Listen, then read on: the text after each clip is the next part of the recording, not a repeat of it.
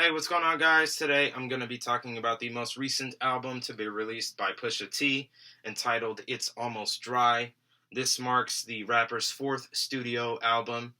If you've never heard of him, Pusha T is a rapper from Virginia Beach, and he's been rapping and recording since about 1999. He originally started rapping with his brother No Malice. Back in the day, they had a duo that was called The Clips. Eventually, he branched off, began his solo career, and flourished from there. It's Almost Dry is the follow up to his great album that was released about 4 years ago entitled Daytona. And I've got to say, it does deliver. It's Almost Dry has a total of 12 tracks, and it sits just under 40 minutes in length. Without further ado, I'm going to give my highlights and favorite moments from the album track by track, starting with the very first one entitled Brambleton. This instrumental has so much style packed into it. We've got a fat 808 kick drum that's mixed with fun overheads, hi-hats, all sorts of other sounds, and a crispy snare as well. There's an ostinato synth melody that lays over the drums like luxurious curtains, and there's plenty of background tones and vocal samples for extra layering. Push's flows and delivery suit the instrumental perfectly. I also love how his voice sounds on the hook. Initially, I had no idea that it was him singing, and I've got to say, it sounds pretty good. Pharrell Williams also makes a brief appearance, providing mostly smooth background vocals for the song. On the track, Pusha speaks on his relationship with someone he used to be tight with, presumably his former manager, but I suppose it could be up to the listener's interpretation if they choose to listen to it that way. It's summed up perfectly during the second verse when we hear him rap, "If the past catch your dash, no erasing. Black Rari, white hood, make it a race thing. Who knew our dynasty would end up a J Dame thing?" Here he references the relationship between Jay-Z and Dame Dash. They were co-founders of Rockefeller Records, and he references their eventual beef and subsequent separation from each other. Track number 2, entitled Let the Smokers Shine the Coops. This song features a noisy sample that blends well with the heavy and hard-hitting programmed drums. I love the melodies highlighted by the sample, creating an almost energetic and maybe frantically controlled energy. Push's voice remains calm as ever, but is still presenting some firm delivery here. On the song, Pusha is speaking directly to his critics, those that claim his music and discography from his time in the Clips is all about glorifying drugs and profiting off of people's addictions. For example, he opens up the song by explaining, "If money is the evil root, let the smokers shine the coops." Regardless of whether or not he's morally wrong for selling drugs, there's no denying the fact that there's always a market for substances. He also goes on to speak on the fact that the money he made from this lifestyle was helpful to those in his life. He raps, "If I never sold dope for you, then you're 95% of who? How forsaken are the rules I done paid for all of yous." Track number 3, entitled Dreamin' of the Past, featuring Kanye West. This song is really nice, featuring a soulful sample. It switches up the mood for the album. Kanye sampled Donny Hathaway's rendition of the song Jealous Guy. This was originally a John Lennon song. It's a slower tempo tune that's packed with beautiful vocals, and the hook is really catchy also. During studio sessions, I did some research and found out that Ye was showing Pusha some potential beats to use for this album when they were working on it. And apparently, Pusha loved this beat so much that he wanted it immediately. And after some back and forth, he was able to compromise and convince Kanye, explaining that it was a great tune he could flex his own rapping on, and then have Ye make a brief appearance so that they both could end up winning. They both have the song be their own.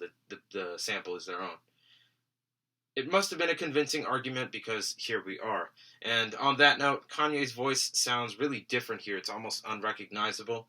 I'm not sure if it's due to the processing or what, but his voice sounds very distinct, and his appearance on the song is also very brief. It's like one verse, but it's really short. Pusha and Ye here speak on their success, and they explain how strange it is to have come so far when it was previously unimaginable, almost like it was just stuff that they could dream about but never seemed very realistic, maybe. I like the way Ye describes this feeling when he raps, "I used to watch the Fresh Prince and pray the house would be mine. Could have bought it, but I ain't like the way the kitchen's designed." Moving on to track number 4, that's entitled Neck and Wrist, featuring Jay-Z and Pharrell Williams.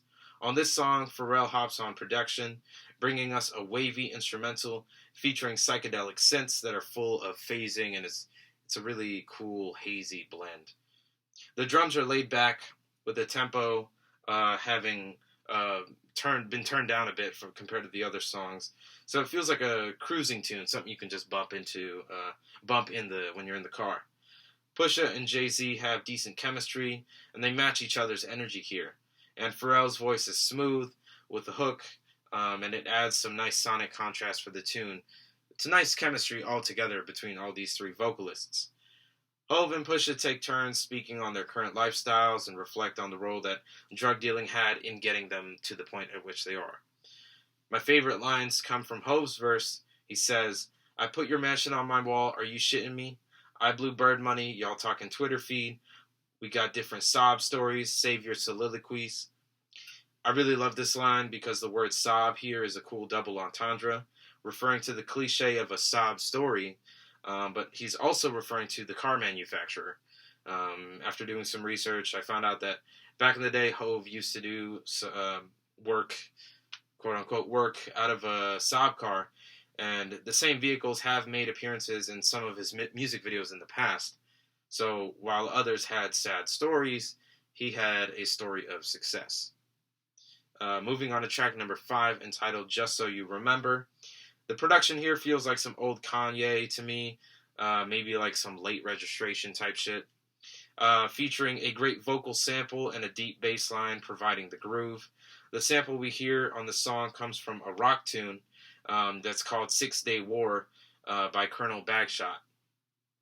We've got subtle percussive elements with woodblock-like hits and soft drum hits as well. It's very echoey, like you're in a small, it's echoing like a small space. I like the way the reverb sounds here. And this stripped back instrumental gives Pusha's voice more space to breathe.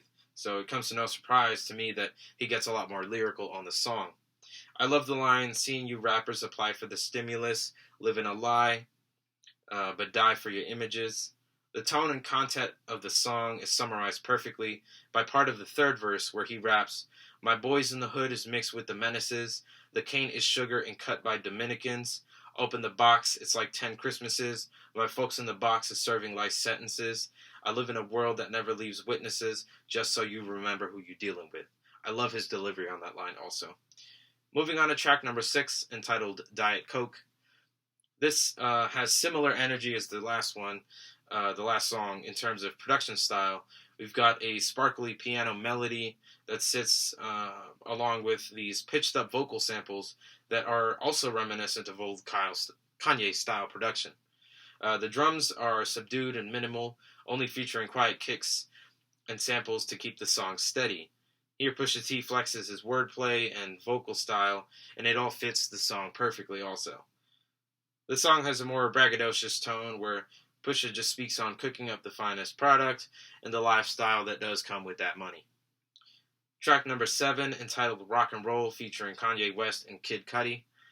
The production features more of those trademark chipmunk vocals that Kanye has always been known to bring to the table.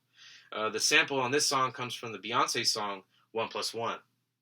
This time, these elements are juxtaposed with more contemporary approaches to the drums. I think Pharrell Williams might have laid down the drums for the song. We've got thick kick drums, crispy snares, and a bunch of stuttering hi-hats on there also.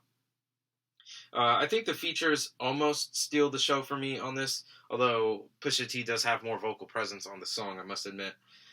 Kid Cudi's vocals sound better than ever. They're thrown into a cool filter of some kind, as his voice almost sounds like it's an electric guitar, which reminds me of Kanye's general approach to production. He uses the human voice as an instrument a lot, so it's perfect.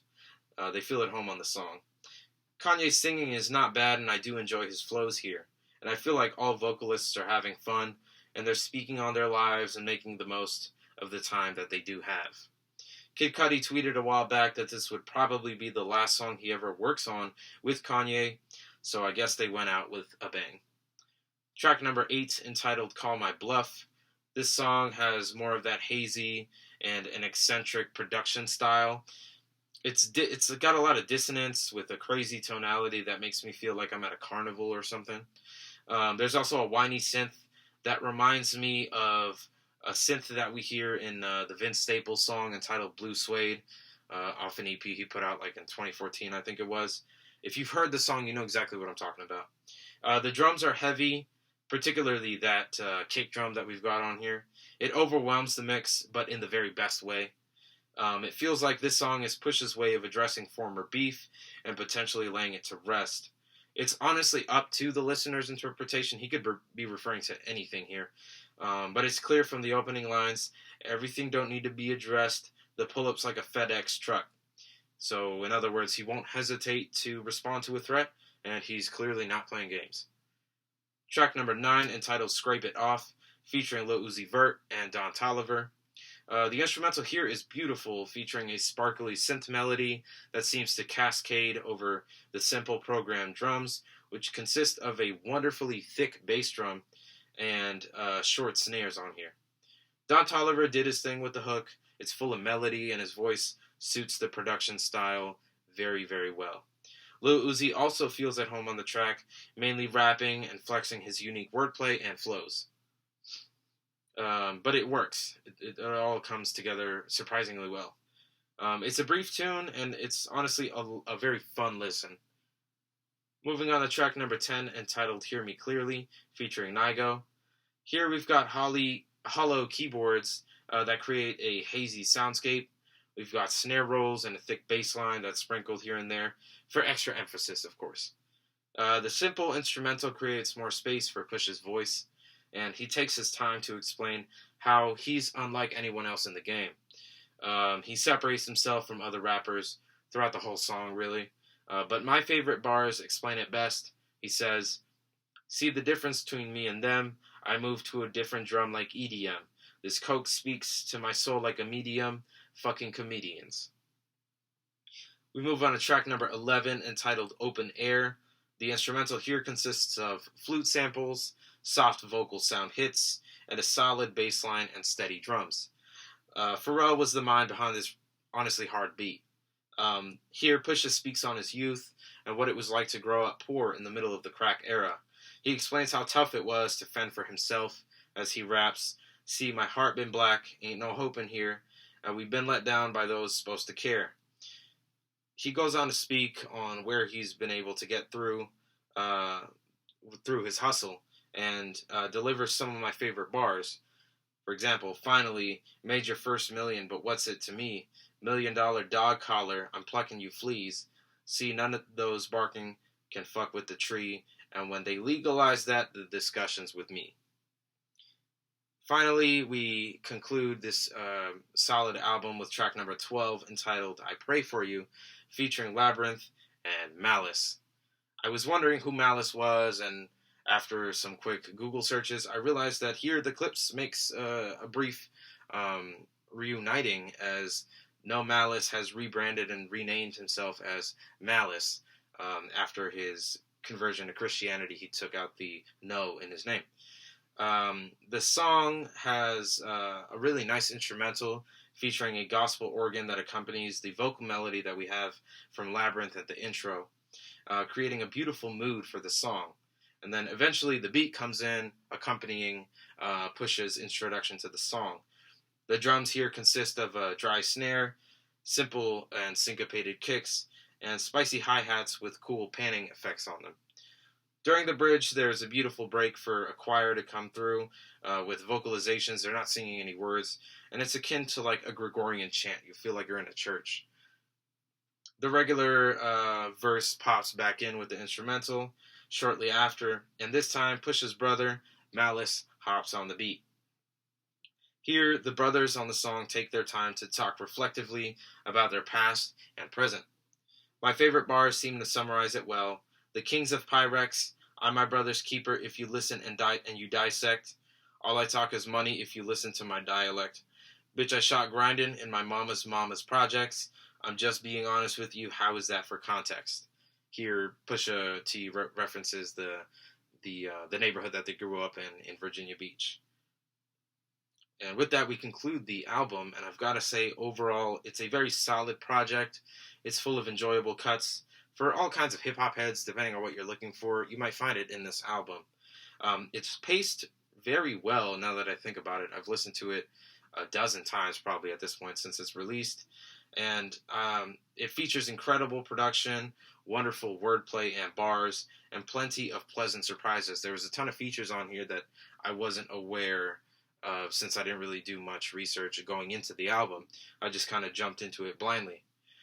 I remember enjoying his 2018 release Daytona a lot, and this album feels like an expansion on that project, almost as if it were a spiritual successor rather than a direct sequel to Daytona.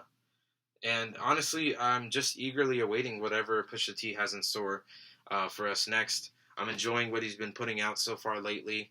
And I've always been a fan of Pusha T. Me being a guy from Northern Virginia, I've got to support anybody coming from Virginia. So I'm always going to be there to listen and support. And with all that being said, if you are still watching at this point, I really do appreciate you taking the time to sit here and listen to me talk about Pusha T and his album It's Almost Dry. I do recommend you give this album a listen if you just haven't listened to Pusha T before, or if you're just looking for some new hip-hop to listen to. It's honestly a really good album.